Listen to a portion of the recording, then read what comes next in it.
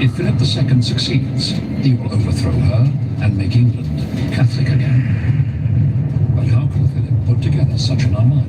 How can he afford it? The surprising answer is a decision made thousands of miles from Spain by another ruler, not about power or religion, but about tax. In 1581, 7 years before Philip unleashes his armada, the Emperor of China commands that his people must pay all their taxes in silver. Spain is the one country that can fully satisfy China's huge hunger for silver. The silver trade between Spain and China, we tend to think of European trade, particularly trade in bullion, as being something that Europe develops, that Europe pushes for, that Europe is the impetus behind. It's actually China.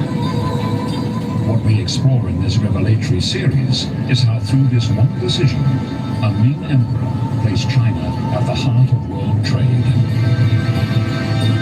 Globalization isn't a creation of the 21st century. China made it happen over 400 years ago.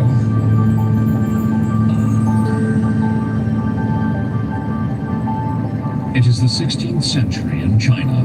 Within the walls of the Forbidden City, the largest palace complex in the world, the emperors of the Ming dynasty rule over a quarter of the world's population. Since the travels of Marco Polo in the 13th century, the rest of the world has been dazzled by the scale and sophistication of China. Beijing was impressive. Large city, beautiful buildings, tight control of the emperor. So visitors to China of Ming Dynasty were very impressed. Oh, this country is much more advanced than Western Europe. And the Chinese think of themselves as the center of civilization, perfectly captured in a unique artifact. This is one of the most famous maps in history. It's called a map of the myriad countries of the world. It was drawn at the request of the Chinese emperor. At the very center, the mapmaker placed China, the hub of the world around which everything revolves. China, the Middle Kingdom. Ming Dynasty China, in terms of territory, was a very much larger country than national states that were coming up in Europe.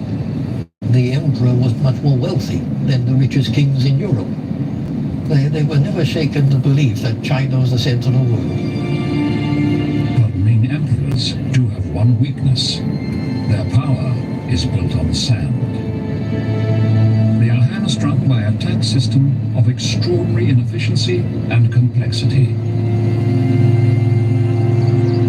The government was actually founded on people performing service as a kind of taxation and delivery of taxes in kind.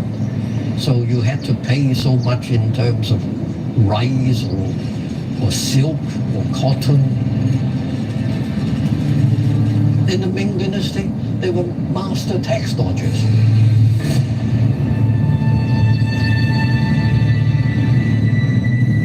It used to be that the emperor would require peasants to turn in certain amount of grain as to pay as tax, or certain amount of meat as taxation, right? But that's very difficult to implement because it's hard to ship.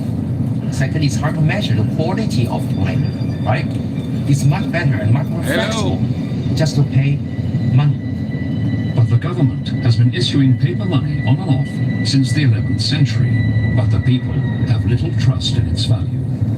As we know historically, when the emperor or the authority begins to issue paper money, the temptation to issue a lot of paper money is too hard to resist. So when everybody has paper money, right, it becomes worthless. People in Chinese history have deep rooted idea that only trust metal. So in China of the 1500s, it is the humble copper coin which remains the most reliable currency. But it has a major drawback: its weight. This is called 1 Ming. It is 100 coins. And 10 of the 100, which is 1,000, is called Guan. I think about if you put a lot of coins in your pockets, it would be very heavy and not easy to handle them. So you can try to buy something which costs 1,000 coins, or maybe you can take only 1/10 of the silver. So for good reason, the Chinese people begin to make larger payments in silver, far lighter and more valuable than copper. This change in society does not go unnoticed by one of the most influential politicians in Chinese history. His name is Zhang Zhuzhang.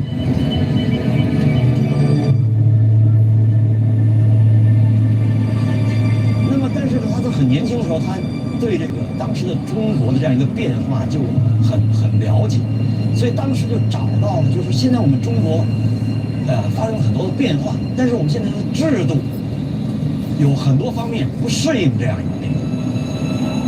By the 1570s, Zhang Zhuzhang is the senior Grand Secretary to the Emperor. So you can imagine how powerful the person was. So this guy was in control of whole China, running day-to-day operations. He quickly realized that without taxation, without enough financial resources, the country cannot run. So in response to the people's choice to use silver, in 1580, Zhang Zhuzhang boldly alters the tax system. I'm The working all single night. reform will I need forever to do alter something. the course of Chinese history. What is meant by the single whip is to collapse all of these different kinds of labor services into one silver payment. And silver is much easier for the government to collect a fixed amount of silver from everyone rather than going around and saying, you must go and do this job, and you must go and do this kind of work, and so forth. And it works. At the National Museum of China in Beijing, one artifact shows how the most powerful government on earth is no longer financed by complex and inefficient exchanges of wheat, rice and labor, but by simple payments in silver. 这一块银锭呢，是50两的一个银锭，它特别让我们感到兴奋的是，它上面刻了非常多的字，这告诉我们明白赋税啊、货币使用啊很多的信息，所以它特别让我们兴奋。 Discover the past with exclusive history documentaries and ad-free podcasts presented by world-renowned historians, all from History Hit. Watch them on your smart TV or on the go with your mobile device. Download the app now to explore everything, from the wonders of ancient Pompeii and the mystery of the princes in the tower to the life of Anne Boleyn and D-Day. Sign up via the link in the description. 前面广东广州府顺德县是这个银锭铸造和它解运的起点。接下来我们看到它说是解金银，意味着这块银锭不是留在顺德县当地作为地方的经费使用，而是要运到北京去交给中央的。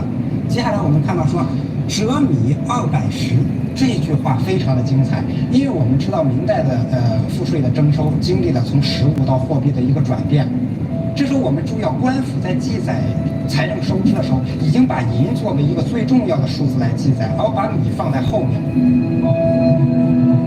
But with a population well over 100 million people now taxed in silver, China requires unprecedented amounts of this metal. With little silver of its own, China must look to the outside world for silver. What the single whip reform does is it forces China to be essentially at the mercy of foreign trade. They are essentially forced to import silver. This increases their trade with Japan. Japanese silver